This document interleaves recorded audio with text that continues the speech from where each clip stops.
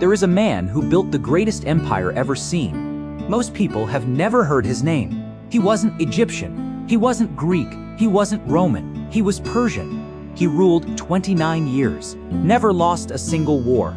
He freed 40,000 slaves without firing a single arrow. He conquered Babylon, the most powerful city in the world, without a battle. Plato called him the perfect ruler. The Jews called him holy. Alexander the Great stood before his tomb and wept.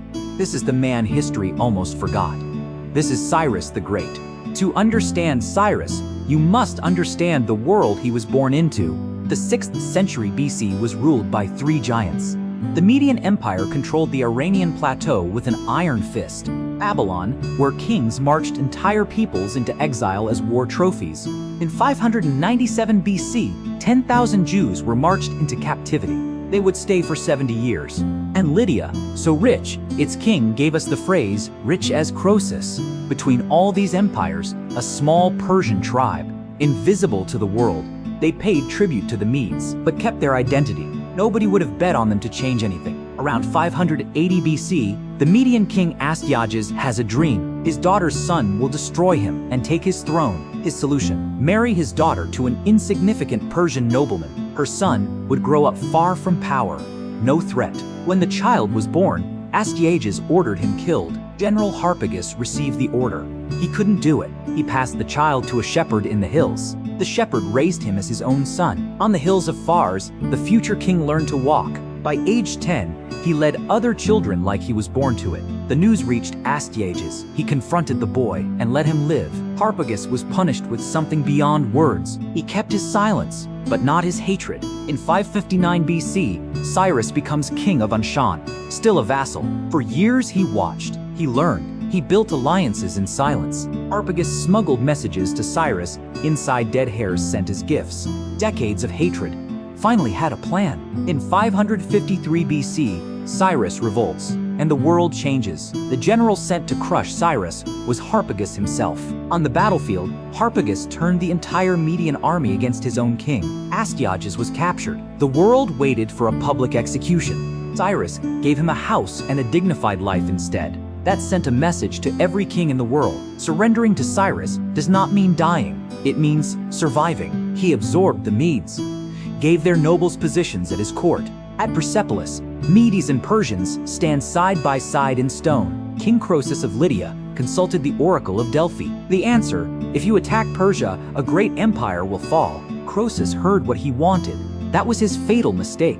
He sent half his army home for winter. Cyrus did not stop. Cyrus deployed camels against the famous Lydian cavalry. War horses panic at the smell of camels. The cavalry collapsed. Sardis fell in 2 weeks. Croesus was about to be burned alive. He cried out the name of Solon. Cyrus paused and put out the fire.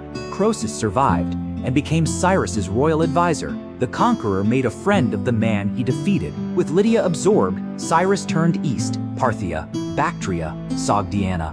Today, Afghanistan, Uzbekistan, Turkmenistan, taken almost without resistance. His reputation moved faster than his armies. Temples untouched, local gods respected, local laws left in force. Many cities opened their gates before he even arrived. But the greatest prize still stood untouched.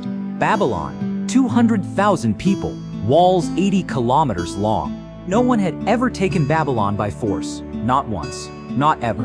From within, Nabonidus had turned the city's own priests against him. Cyrus knew all of this.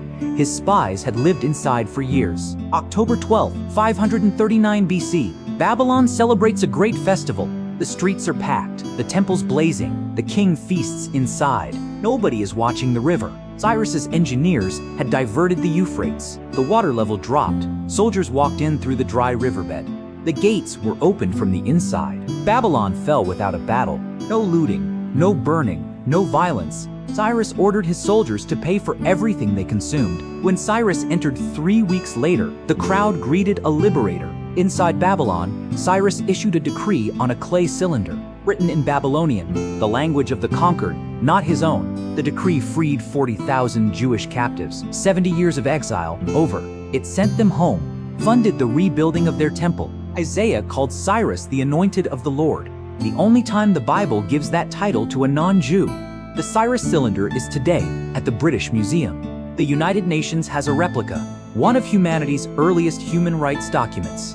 His own people called him something simpler. They called him Father. Cyrus didn't just conquer, he administered. He divided the empire into provinces. Each kept its own laws and language. He created the king's eyes and ears, inspectors who traveled without warning. He built the first royal roads, relay stations a day's ride apart. Messages crossed the empire in less than a week. Herodotus wrote, "Neither snow nor rain nor heat stops them." That sentence is on the New York City post office today. He introduced standardized coins, the first true imperial economy. The result was something ancient rarely knew: peace, the Pax Persica. He established a principle almost no ruler had before him. A king has duties toward his people, not just power over them. His capital at Pasargadae bears only this inscription: I, Cyrus the king, the Achaemenid, no battles, no boasts. At Persepolis, 23 nations are carved in stone with equal dignity. No battle scenes, no prisoners, no enemies trampled underfoot. For an empire built on conquest, a deliberate silence. Persepolis was the empire's final declaration: we do not rule by force, we rule by greatness. By 530 BC, Cyrus rules 3 million square kilometers, from the Aegean Sea to the borders of India, never lost a war. He is 60 years old, still in the field, still leading in person. On the northeastern frontier, warrior Queen Tomyris sends a message: stand down or face the consequences. His advisors said, don't cross the river. Croesus said, if you lose everything. For the first time in his life, Cyrus didn't listen. He crossed the river. Persian forces captured Tomyris' son. Her son died in captivity. Tomyris assembled her army. Her message to Cyrus: I will give you your fill of blood. The battle that followed was the most violent in the region's history. The Persian army was destroyed. Cyrus died in combat, sword in hand, on the farthest edge of the world he made. The man who showed mercy to every king he defeated died without any.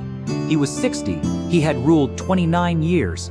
What he built would outlast him by 2 full centuries. His body was buried at Pasargadae in a plain stone tomb. 6 steps, no pyramid, no gold. It still stands in Iran today. For centuries, priests guarded that tomb and made monthly offerings. Cyrus had become more than a king. He had become an idea. Xenophon wrote his biography as a leadership manual, not history. Instruction. Thomas Jefferson kept 2 copies. Machiavelli cited him. When America's founders thought about lasting government, many looked to Cyrus. When Alexander found the tomb looted, he was furious. He ordered it restored immediately. The man who burned Persepolis wanted to be Cyrus's heir. The tomb's inscription: I am Cyrus, who gave the Persians their empire. Do not begrudge me this small earth that covers my body.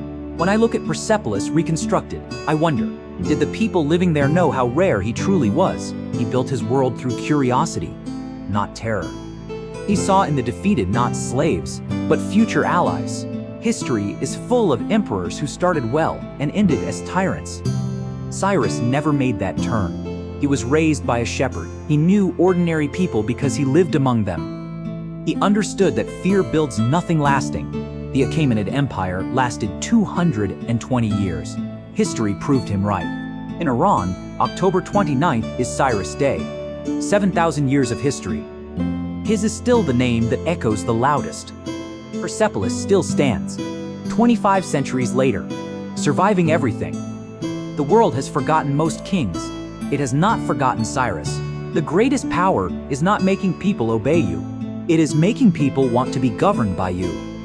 He was born to die, raised as a shepherd, ruled as a father, died as a soldier. What he left behind survived Alexander, the Mongols, and centuries of war. He left no pyramids, no statues, just an idea. Power does not require cruelty. The greatest empires are not built on fear. They are built on the willingness to see the humanity in those you have defeated. Remember Cyrus. He proved it was possible to build something enormous without destroying everything around it. Subscribe. Every week, a new city, a new era, a new story time almost erased. Which civilization do you want to see next? Tell us in the comments. Until the next journey.